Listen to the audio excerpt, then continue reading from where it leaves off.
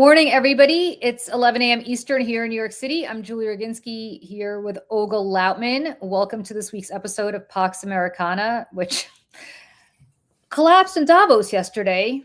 Olga, I think we could finally pour one out for the Pax Americana based on what we saw from our president in Davos, but not just from our president, based on what we saw from Emmanuel Macron the day before and Mark Carney, the Prime Minister of Canada, the day before, which if you have not seen Carney's speech, I strongly urge people to take a look at it or to read it. It is, I think, the speech of the century. It is just an amazing repudiation of the United States.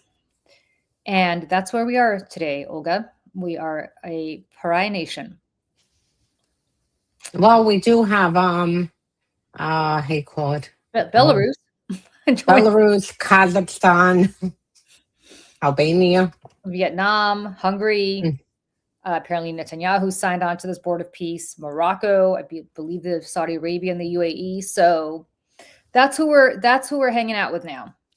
Yeah. And Putin still, he's playing hardball. He said he'll sign up as long as Trump unfreezes the 1 billion of frozen Russian money in the United States. If Trump unfreezes that to use it as a payment for this sham board, then Russia's all in. Imagine. I mean, it's just amazing what happened. For anybody who did not see Trump's speech at Davos yesterday, it was probably not that surprising to those of us who are American who follow this stuff, because why would it be? But it is pretty incredible if you are somebody who's not American, who's not used to watching this complete shit show every day. It was a meandering speech. He talked about his pollsters. He talked about how the 2020 election was stolen. It was the greatest hits, like MAGA's greatest hits.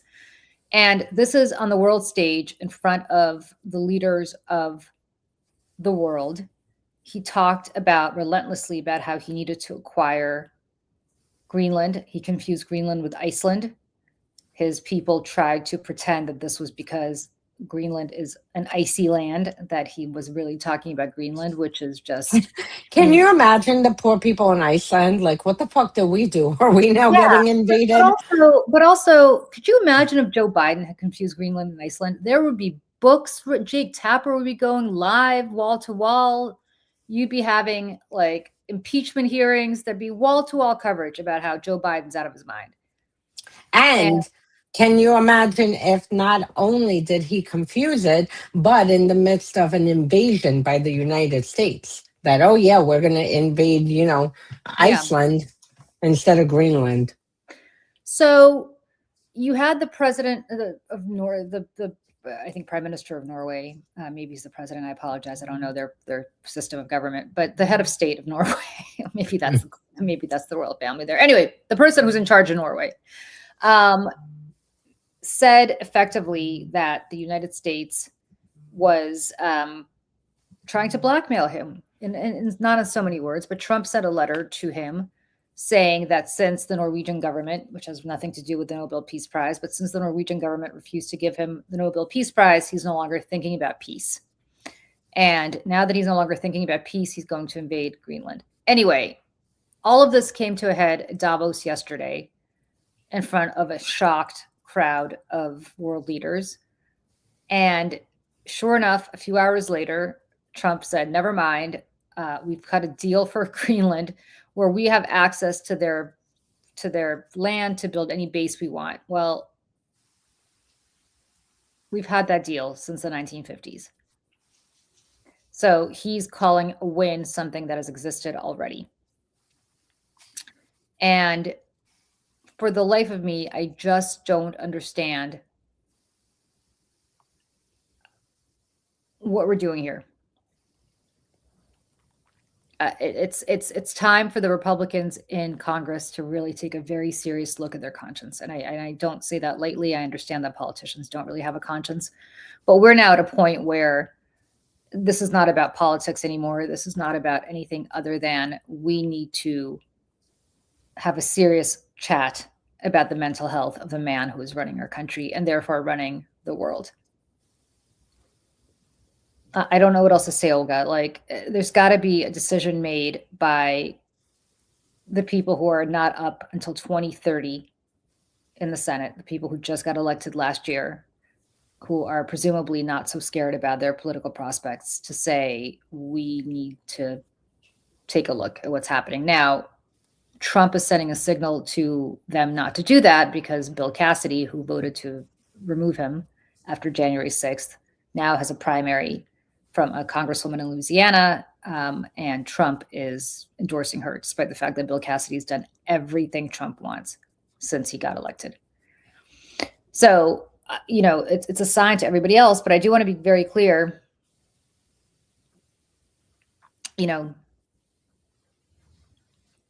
We're at a point now where it's like we're a rogue nation. This is like an SOS call from those of us who don't agree with what's happening. 100%. The only thing I'll slightly disagree, I don't think that he's mentally ill. I think that he's doing this because he's emboldened. And frankly, if I were in his position, and was evil and wanted to overthrow the order of the world, knowing that not the Supreme Court will stop me, not the rule of law, not Congress, like that I'm unstoppable. Can you imagine the surge of power that he feels? And that's why I think, he's doing it and he can get away with it because it is Republicans who are not standing up to him. And whether it is here shooting, U.S. citizens in the face, whether it is now they saw in El Paso, the detention center, that a detainee was murdered, that this was homicide. And we're upwards of almost 40 people who have died in detention center. And I remember very clearly, over the past few decades, screaming when one person in Russia's detention center died. That was a big international deal. We literally are up to like 38 as of yesterday in 1 year. And it's not even mentioned.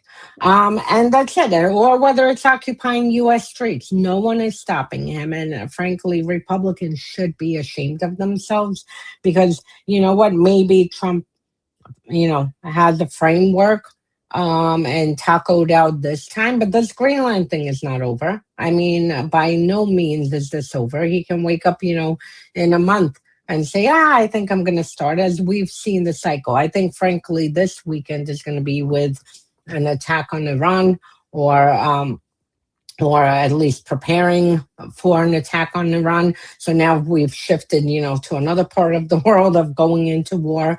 But the Greenland thing will come back. And the whole thing, this was an embarrassment, frankly. And the sad part is I've talked to many Europeans. They no longer view this as a Trump problem. They view this as an America problem because, they're like, where are the Americans protesting? Where are they pushing back against this? If they're not protesting, obviously they support it. And and it breaks my heart because they started out, that this is Trump and whatnot. But after a year of watching what is happening and seeing barely any movement in the United States, now they are coming to the conclusion that this is, way, way bigger than Trump and that it's, this is just the new America. Yeah, I want to be very clear about something. Two things. One is that, to your point, I think if you're European or you're any one of our allies, the first time was an aberration.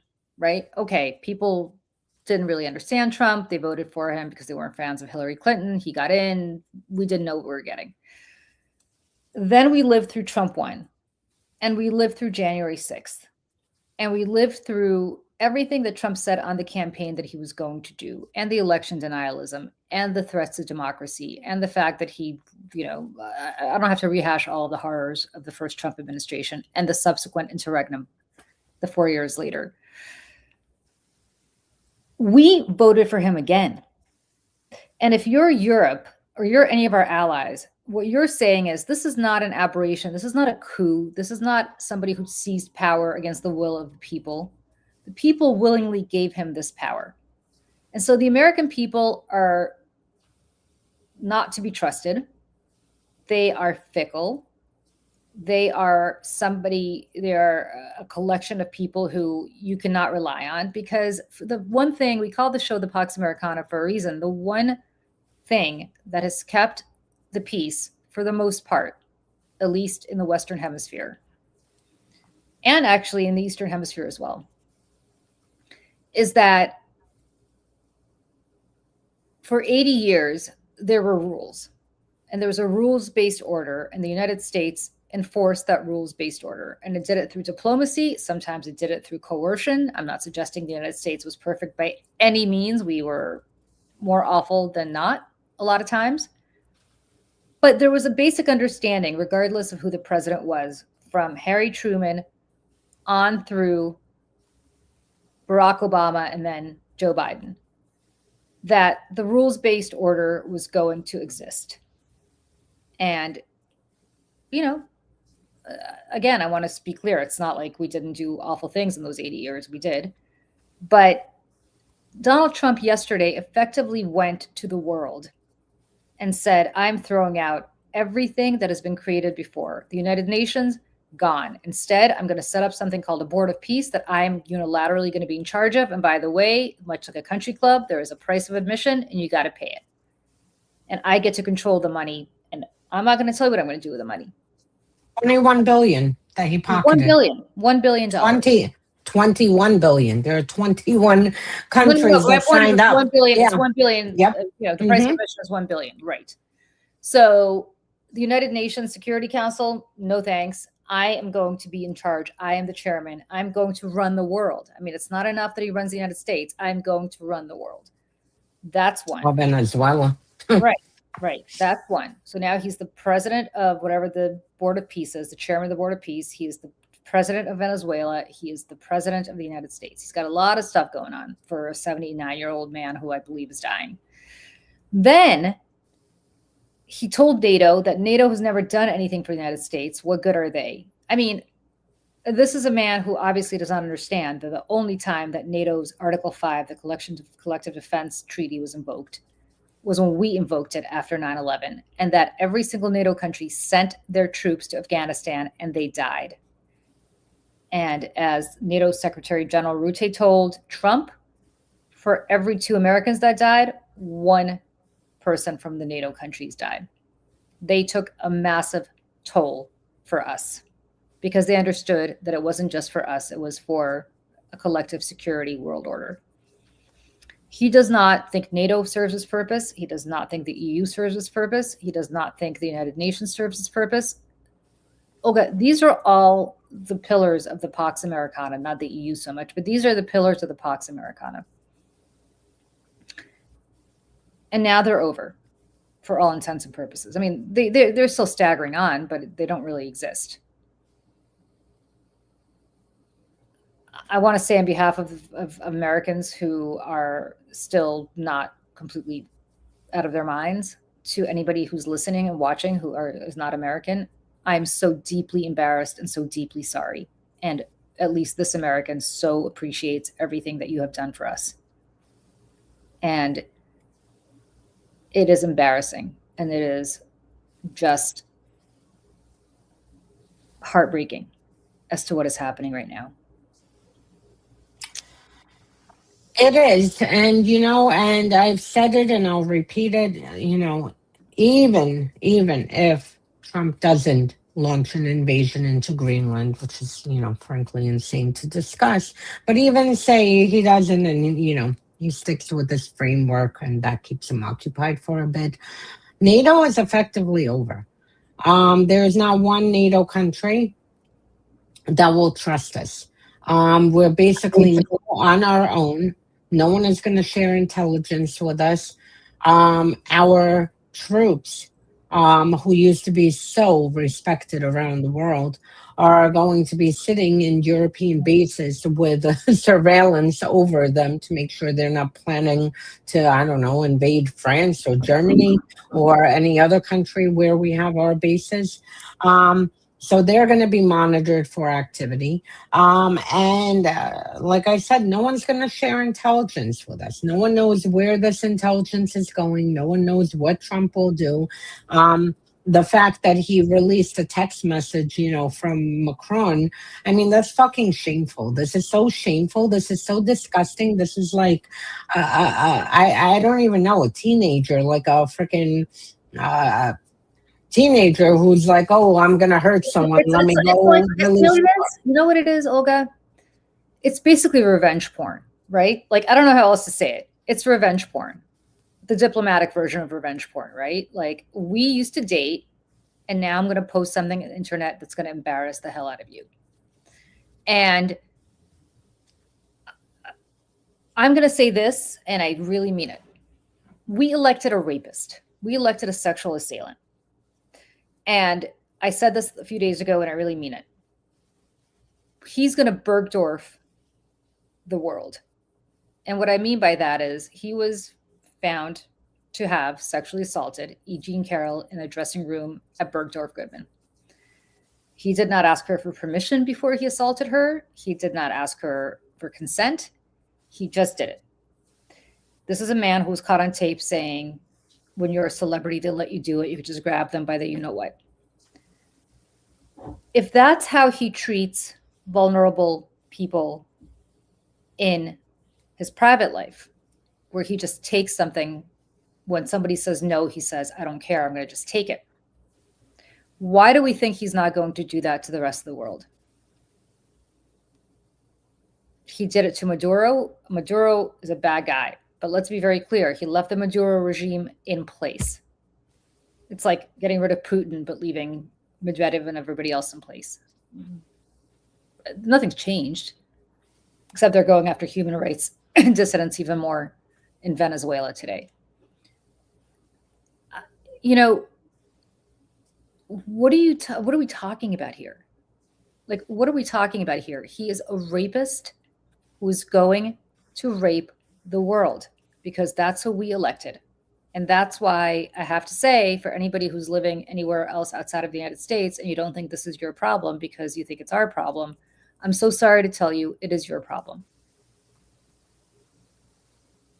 I'm deeply sorry to say that to you, because who you elect is really not our problem for the most part. But who we elect really is the world's problem. Yeah, and I saw someone comment that NATO is not over. I mean, NATO is effectively over with the United States. I've long advocated and spoken about and wrote about, that NATO basically needs to rebrand and have a new alliance, that includes, keeps the United States out of it and brings in Ukraine, Australia, New Zealand, all the NATO countries. I personally would take out Hungary because that's like putting Russia in. And South Korea, Japan, like I keep saying this. And interestingly enough, there was a piece in Politico that just had an article that said that they're discussing doing a coalition of the willing and basically putting all these nations together. They didn't mention South Korea, Japan, or Australia, or New Zealand. I personally would include them, and because I mean, they all share the same principles, and that's it. So as far as NATO itself, I mean, no, it's going to continue chugging on. It's just going to be a new alignment where we will be pushed out, even if formally it is not, dissolved. And that's it. Because frankly, like I said, I deal with Europeans all the time, and they are, electing a Democrat in 2028, even if we have, fair and free elections, that's not going to do it for them. Because, and I've said this myself, you cannot have a yo-yo foreign policy. That one minute we're out of NATO and Europe is our enemy. The next minute, Biden comes in and is rebuilding the coalitions and Europe is our ally and we stand shoulder to shoulder with Europe. Then Trump comes in, Europe is our enemy. And, like they can't plan. I mean, every country has to plan short-term and long-term defense strategy, short-term and long-term intelligence strategy, geopolitical strategy, frankly, for the security of the continent. They can do it relying on, now, oh, Americans are angry at Trump, so they brought in Democrats, and now a Democrat will come again to Europe and say, oh, yes, let's rebuild our coalition. And then who knows what happens the following election after that.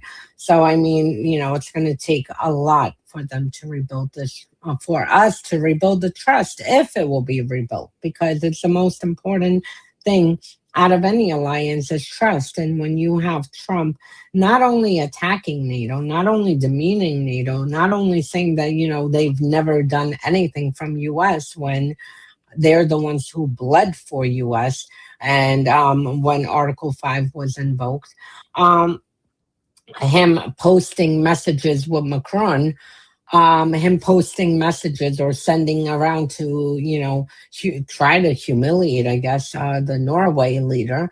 This doesn't jive well for the US. And if it was only Trump, it's one thing. You have a whole party who was sitting in Davos. You had how many Republicans sitting in Davos, and they literally hid from cameras until Trump yesterday said there's a framework. Then they went tripping over themselves to get to a camera. You see, we're not invading anyone.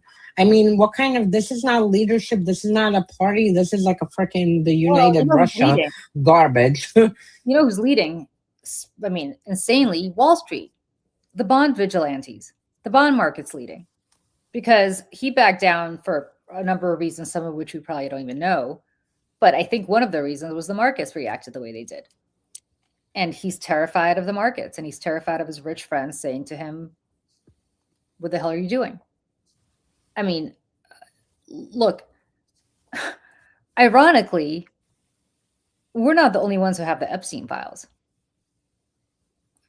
The Brits have the best intelligence service in the world, and Prince Andrew was deeply, whatever he's called now, was deeply involved with Jeffrey Epstein, which I'm sure was a topic of some interest to the British intelligence agencies.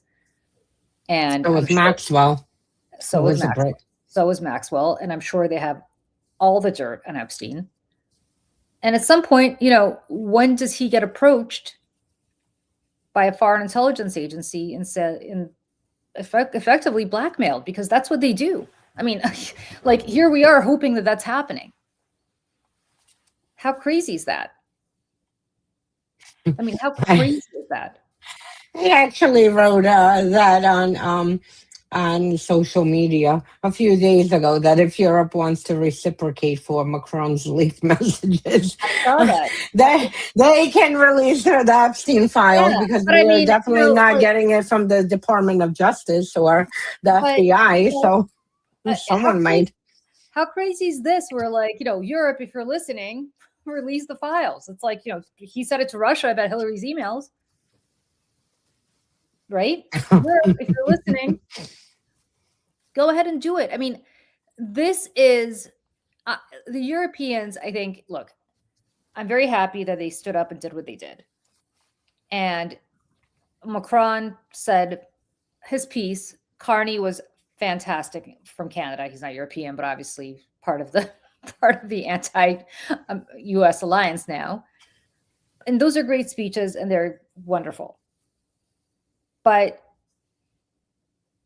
they have leverage. I mean, first of all, they own like 300 billion, with a B, in U.S. Treasuries collectively. More. 3.5 trillion. Trillion, sorry, not billion, trillion. $3.5 trillion, and EU as a block, right. 1.5 trillion. Right. I mean, that would tank United States. I mean, it would tank Europe too, but I mean, that's the problem. We're all very interconnected. But they're nuclear armed. They are a continent with incredible buying power. The EU takes commercial decisions that move companies. I mean, they sue for antitrust, and Apple has to change its behavior globally.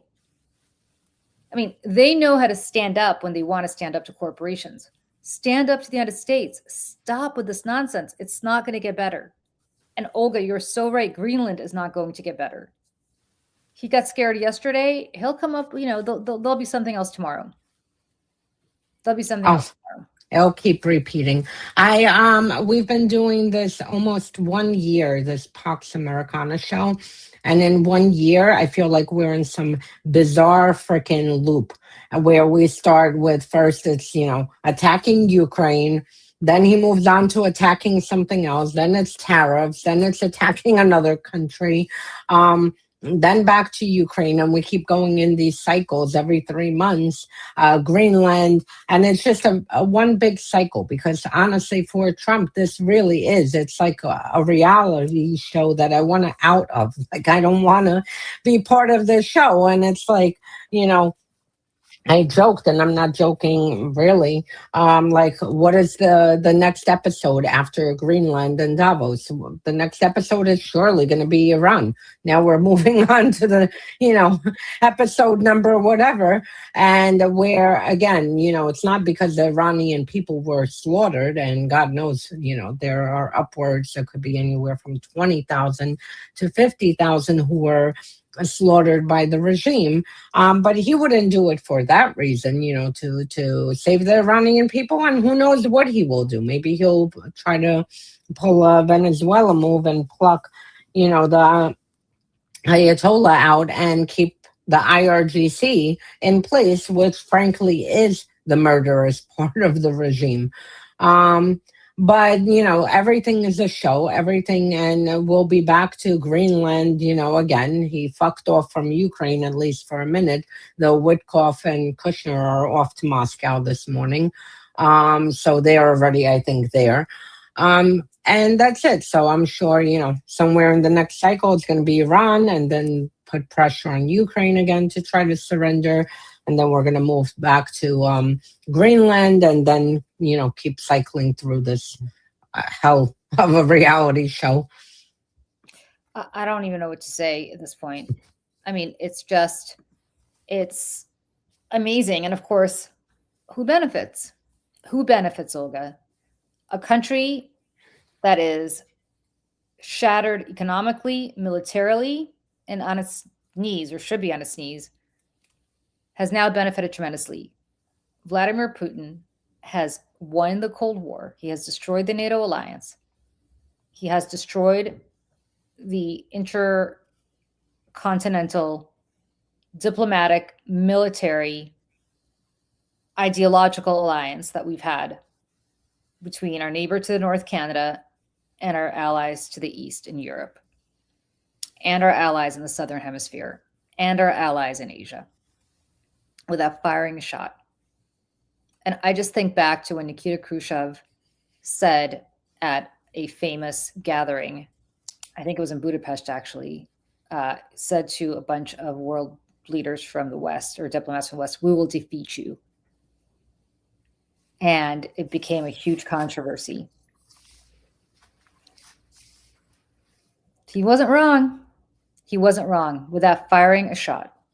All those nukes that they had pointed at us and we had pointed at them, there was no need for them. All he needed to do was what Olga and I documented ad nauseum on our active measures series last year, which you should go to our Substacks and read. Both Olga and I Substacks have the whole thing if you want, 10,000 words, pages. I don't even know how long it is, like 20 chapters, book length, to read about how Russia stole the 2016 election. That's all they needed to do. Low cost. That whole operation probably cost under $5 or $10 million. Low cost. And that's what's going on. On a more positive note, because I always have to have something to look forward to. I am still not willing to give the Russians, this defeat, because the book is still being written. The ending, we'll see. By the time that they might be successful in anything, I mean, Putin might be dead or dragged out of the Kremlin. And that's it. And if anything, again, this is a shame for the United States, but Europe, and partly this is Europe's fault. They positioned themselves, to act. I mean, I can't say it's their fault. This is normal countries who are looking to productivity, innovation, and actually living life, not, planning for war and everything like the Russians do. I mean, the Russians, like, all they do is try to destabilize everything everywhere. Other countries are trying to, have prosperity and like normal set up normal countries. But the Europeans, after this exercise from a threat from Russia, a threat from the United States, they will come out stronger. And even though they've kind of acted weak over the years, as far as because they're not interested in war and preparations for war and whatnot, people have to remember there's more Europeans than Americans. There's like 400 something million on the continent. They have a larger military than us. They have very innovative, defense contractors and conglomerate between the Germans and the French. And others. I mean, Ukraine right now is, very innovative with drones and drone warfare and development of drones and whatnot. So together, they literally can, will be strong. Trump is forcing them now, instead of, being normal and like sipping lattes in a cafe, and thinking about how to make a country better and for the citizens, and how to make the businesses more prosperous. Now they just have to move into this to defend the continent. So I'm not writing them out. The alliance, yes, I mean, this is very sad that the United States is pretty much split. It will take a lot, I mean, a lot for all our allies around the globe to basically, uh, begin to trust us. It could take generations for that to happen, but the world will keep moving. Because Americans also, have always had this exceptionalism that without them, the earth is just going to collapse. Meanwhile, I mean, the earth will keep going. And sadly, if it is Carney going to China, for deals and going and opening up new trade routes and whatever, or Europeans will be doing the same, they'll just all work around us. And that's the sad part, because the only ones who are going to, suffer as a result on every level, whether it's, from a lack of intelligence, whether it's being a global pariah, lack of trust, whatever it is America. I mean, we're suffering because the rest of them can get along perfectly fine. There is no issues between, South Korea and Japan and Europe and Canada and New Zealand and Ukraine and Australia and other countries who understand that the security of the globe and international norms and the international law is something worth fighting to preserve. So, yeah, look, I think that's right. But I do have to say, for better or worse, and a lot of this has to do with the fact that our allies sat back and allowed us to do this, we are the indispensable nation. We still are. It's not like somebody can rise up to replace us as the indispensable nation. Europeans were very content to have us spend all of our money on the military so that they didn't have to spend their money on the military because they had our protection and our nuclear umbrella. And all of a sudden they woke up a few years ago and said, heavens to Betsy, wait, we might have to invest ourselves. What we're dealing with here is a group of nations who I think were ill-prepared for somebody like Donald Trump to come along, because they thought this would just go on and on. And now what we're talking about is, I mean, look at what's happening in Britain. Look at what's happening in France. Look at what's happening in Germany. The rise of the right? Nigel Farage is rising in Britain. Jordan Bardella is rising in France. The alternatives for Deutschland is rising in ADF, or AFD is rising in Germany. And at the same time, the economy, is not working for a lot of people here and there. And so any extra money that the government wants to spend on the military is going to be taken out of the pockets of social programs and other things that Europeans have been very used to. And when that happens, that leads to electoral defeat. I mean, Europe's hanging on by a thread too. It's not like there's not an alternative, like a Trumpy alternative that exists, that is being funded not just by the Russians, but I believe also by people like Steve Bannon. God knows who everybody's, there's American money going into to shore up these right wing. I mean, it's crazy that we're, there's Europe squeezed from the east, and now it's squeezed from the west by us. I mean, we have become that country. And this is all in a year. You guys, he's only been around for a year and 2 days. We've got 3 more to go at best. At best. At least we know this is what, the 3rd time that the stock market has saved us. Yeah, I mean, but it's crazy. Not the way to run a country, but at least we know that, you do have the stock market and the bond market that is a check on this president, not Congress or the Supreme Court, the bond market. And I mean, truly, this is why he reversed course, because I mean, it would have just become a bloodbath on Wall Street had he continued, with this. Again, we're going to go through this, this is not the end of this story. We're going to have this, over, and frankly, one day I'd love to see investigations of with Trump's announcements, like, oh yeah, like, how he puts Greenland in the focus, how many people profited knowing that the market was going to, start going down, how many people had a heads up, because I'm sure at the same time with his all his chaos, there are people who are very well aware of his steps and are making financial moves. And I'm sure including his family and all his, close associates in the government. So it would be interesting to see, the market went down, how many people made money with this insider knowledge on the way down, and how many people knew that he was going to arrive in Davos and basically, wave a white flag, pitch a framework of an agreement, not an agreement, a framework, which is the same framework of the healthcare that we're waiting for, or the infrastructure. You remember every week was infrastructure week. Yeah, I guess it's framework week every week this term, but yeah. So the framework of a deal, because there's still no deal, because the Greenlanders and the Danes have not been brought into this.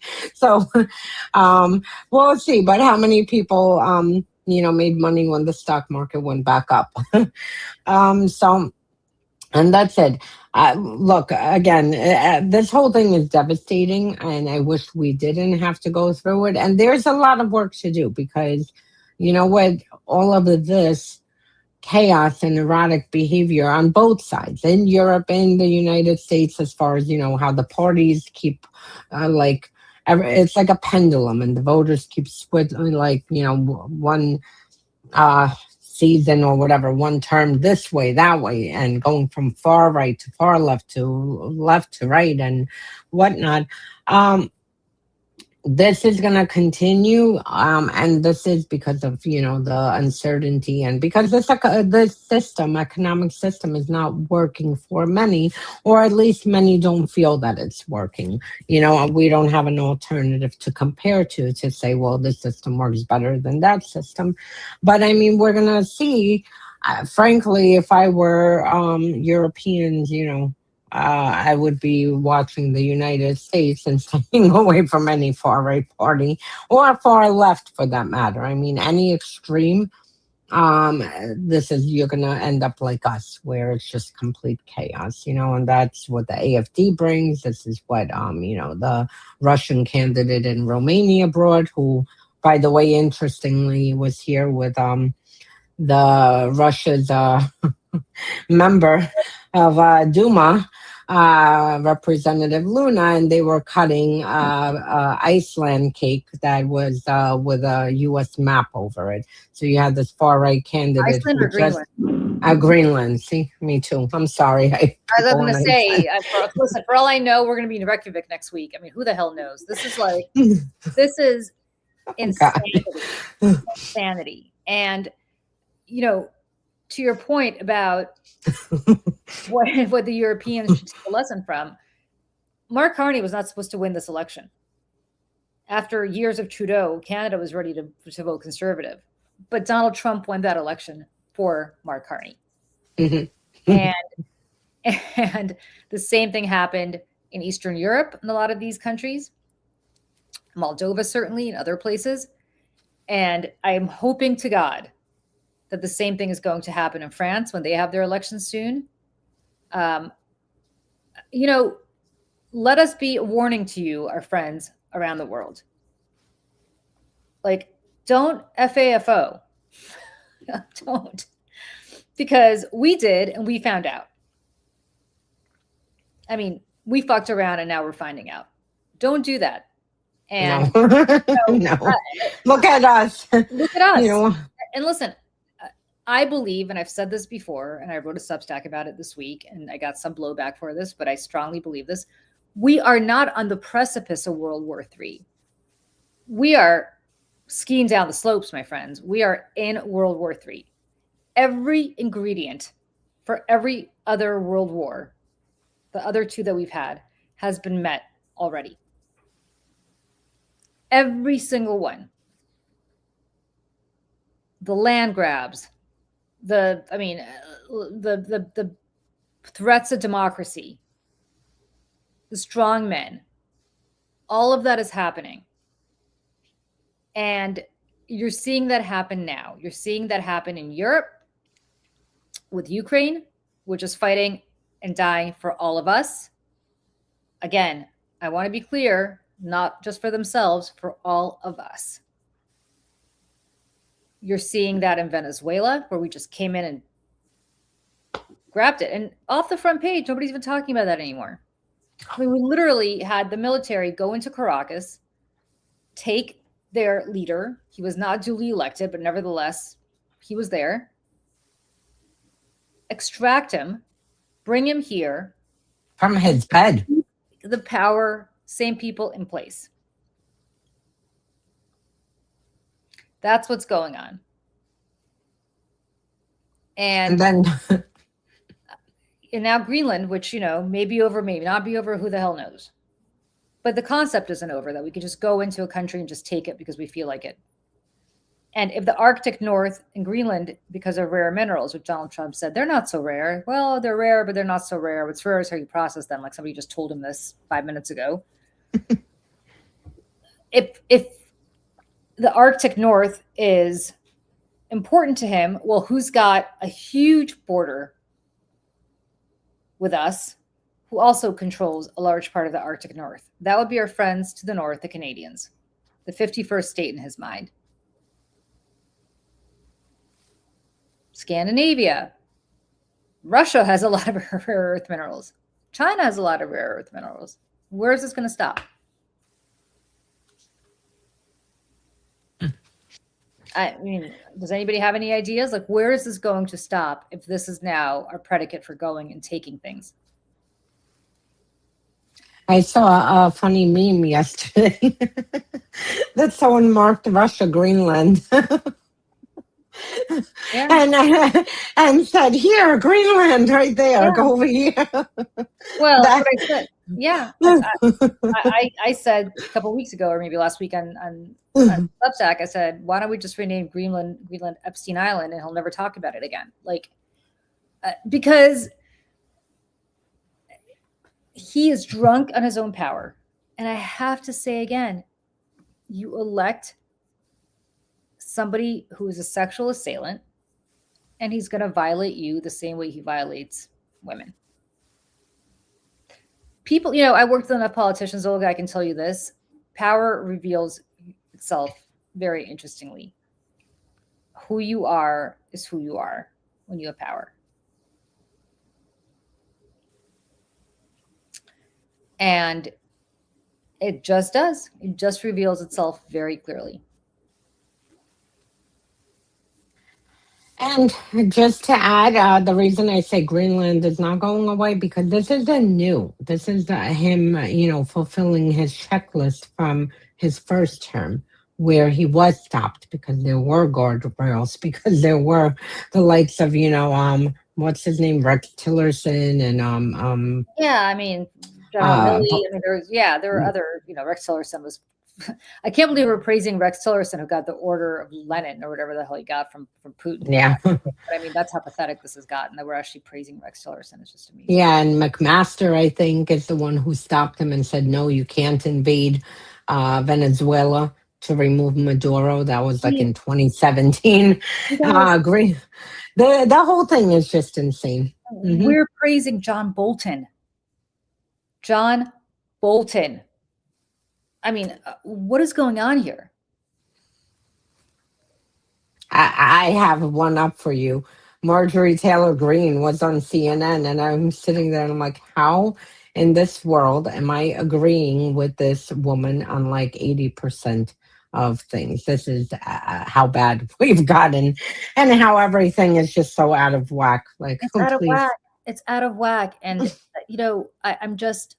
I'm supposed to go. I think I'm going to be in Asia in a couple, I think in March. And like, what do you say to people in Asia right now? To like just regular people as an American? Because listen, Nick Kristof from the New York Times had a great point that I saw him make, and I forgot where he made it, but he made it somewhere. I think it was maybe an Aaron Burnett show. If not, I apologize, but he did make it, I think, on CNN, where he said, you used to see people after the invasion of Ukraine who were Russian, and you'd see them, when you were traveling abroad, and you kind of grimace because you'd understand that they were people who supported this invasion of Ukraine. That's us now.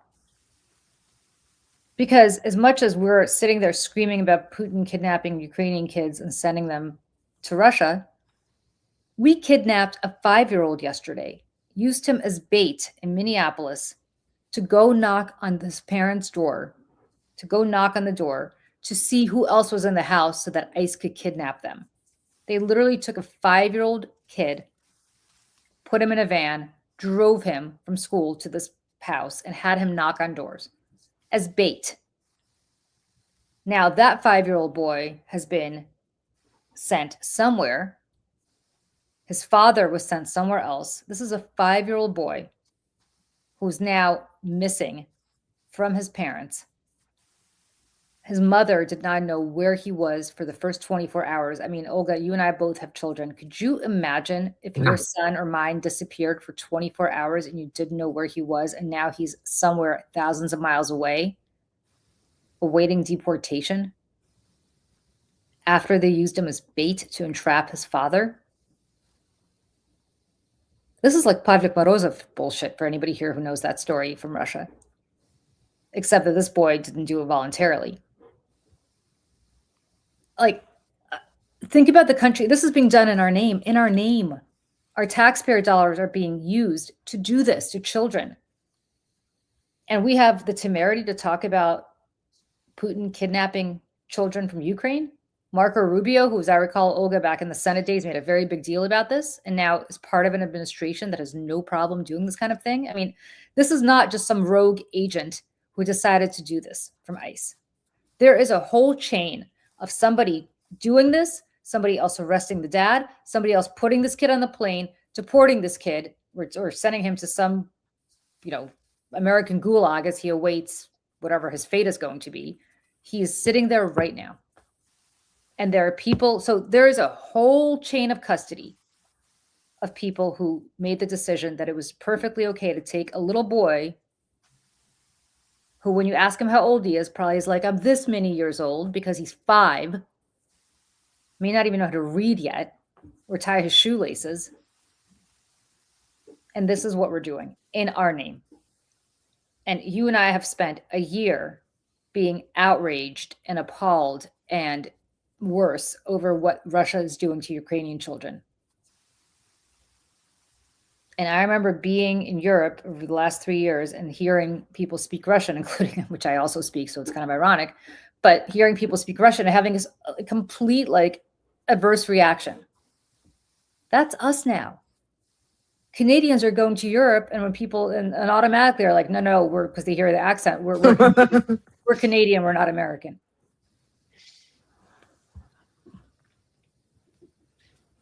It is us, and it's very sad because, I mean, what we've allowed to be done by ICE, you have 1,200 something missing from Alligator Alcatraz, that internment center. The fact that we are opening these black sites across the country, disappearing people, no account. And like I said, we're at 38 deaths inside of ICE detention centers. I mean, they are literally killing detainees, killing them. They're grabbing people off the street based on color, asking questions later. I mean, what in the fuck kind of country is this when you're walking, and we are privileged because of the color of our skin, but everybody else who's walking, my best friend that I went to school with, you know, in from 5th grade, she has to walk around with her passport. She's an American citizen. She was born in America, and she's walking around with her passport because she's a few shades darker. I mean, what kind of country is this? And the questions that they're asking, not are you an American citizen, which in itself is insulting to randomly stop brown and black people and say, you know, are you an American citizen? No, they're saying, where were you born? Where were you born? So now they can't get rid of birthright citizenship yet legally. So now they're just doing it because they're doing it. Where were you born? Well, I'm an American citizen. Olga, you're an American citizen. Not born here. Born here. So where are you going to deport me? Back to Russia? Where I'm wanted? Literally? Where are you going to deport Olga? Olga, at least you were born in Europe. You could go ahead and get citizenship there. Well, who knows? Because, I mean, they're not even honoring that. They're just, you know, randomly sending people to freaking various countries. I mean, there's no rhyme or reason. There's a story today, which nobody ever talks about anymore. Remember that guy, Khalid Mohammed, who was leading to Colombia, who was, you know, they were about to deport him. And then the judge said no. Well, an appeals judge court now said, yes, you go ahead and torture this poor guy. But let me just stress, I don't agree with 99% of what he stood for or what he did, but he still has the right to do that and has the right to say what he wants. He's a green card holder. His wife is an American citizen. He just had a child. They're now deporting him. And he was Syrian. He's born in Syria. I believe he lived somewhere in either the West Bank or Gaza at some point in his life. He's ethnically Palestinian, but I think was born in, or I don't know if Palestinian's an ethnicity. Anyway, he's Palestinian, but he's Syrian born. They're deporting him to Algeria. What? I mean, what? There was a toy store in Minneapolis that was handing out whistles to protesters, to people who wanted to, you know, they blow whistles to let people know that ICE is coming, and protesting, and says something like no ICE in the window. Homeland Security is now demanding a full audit of their business, every employee they've ever had, not just the current employees, but prior employees, everybody. They are ruining this toy store's life, a toy store, because these people had the temerity to exercise their First Amendment rights. And where is the Supreme Court? Where are our courts? Well, Mike Johnson, yeah, I just want to say this. Mike Johnson, and what?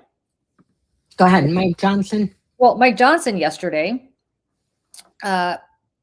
said at his Wednesday press conference that, yes, indeed, we should impeach judges that don't go along with what, you know, he wants and Trump wants. What? So now we're gonna have show trials here with only MAGA judges. Is there no separation of power? Mike Johnson has no authority to do that. This judge, he's talking about Boasberg specifically, who of course prevented Trump from sending, from rendering, or tried to prevent Trump from rendering these Venezuelans to CCOT. He deserves to be impeached because why? Did he take a bribe? Did he do something unethical? No, he just ruled in a way that did not make dear leader happy. And we have the temerity to talk about Viktor Orban or Vladimir Putin or any of these people? Same thing. You hold a protest sign in Red Square, you get thrown in prison. Here, you're a toy store that protests ICE. You don't get thrown in prison yet, but your business, I mean, they're a small company, and they're anybody who's ever been through forensic accounting knows that this is they're gonna find some stupid thing to pin on them. Some decimal point they're going to say is off, and these people's lives are going to be ruined.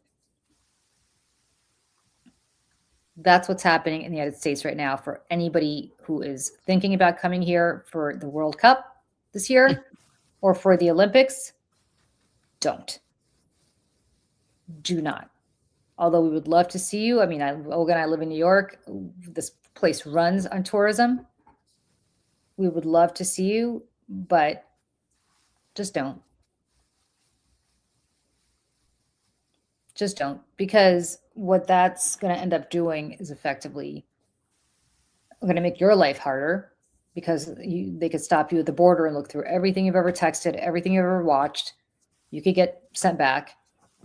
And then just generally, why would you support a country right now? Go spend your dollars in Canada. Go to Toronto. It's beautiful. Go to Vancouver. Go to Montreal. I love Montreal. So I don't know, Olga. I mean, I don't want to end on a very depressing note here, but we've been doing this for a year, and the Pax Americana ended this week. Yeah. Look, it is depressing, everything that's happening. It is going to be up to us. The courts are slowing things down. But it's going to be up to all of us to say enough is enough. And, you have people in Minneapolis who are out every single day pushing back. ICE is soon coming to New York. So we're going to have these scenes. So we have a lot of work here to do in New York.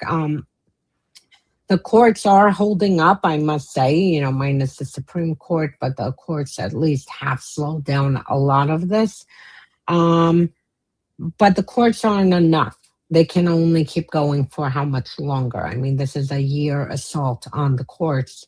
And that's it. And it's ultimately going to be up to us to shape our future here and shape our future, around the globe and our standing. And if people feel comfortable, that our new allies are, Qatar and Russia and Belarus and, Hungary.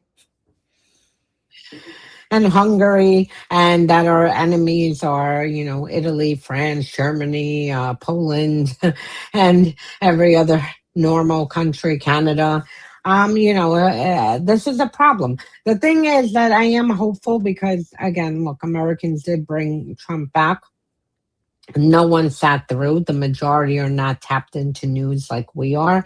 No one sat there and said, oh, gee, I can't wait for Trump to come back so we could invade Greenland, so we can, harass every brown and black person in America, whether they're a citizen or non-citizen, so we could kidnap children, so we can, do all of this. And you clearly see it in the poll numbers. I mean, there is no one happy besides his hardcore Republican base, which is not enough. You have the rest of us. You have Democrats, independents, and people who just don't affiliate.